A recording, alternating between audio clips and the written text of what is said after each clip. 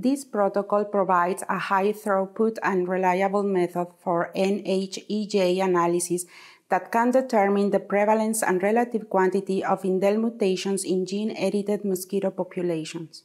Compared to the next generation or Sanger sequencing, ddPCR has faster turnaround time for results, which allows quick and complete analysis of genetic variation to field trial with genetically modified organisms. This method should be generally applicable to all experimental systems. Demonstrating the procedure will be Pham, a staff research associate from the James's lab.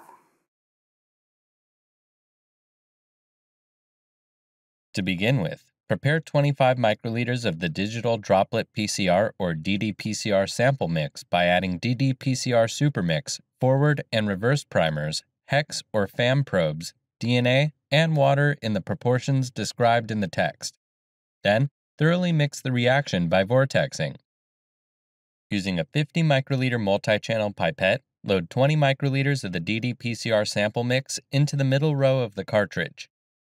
Then, use a 200 microliter multi-channel pipette to load 70 microliters of the oil into the bottom row without generating bubbles throughout the pipetting. Place the gasket touching only the edges, avoiding the center concaved area, and then place the plate securely in the droplet generator and close the cover to start the run. To transfer the immersion mix from the top row of the cartridge into the 96 well plate, use a multi-channel pipette and draw 40 microliters of liquid sample for 3 to 5 seconds at an angle of 30 to 45 degrees.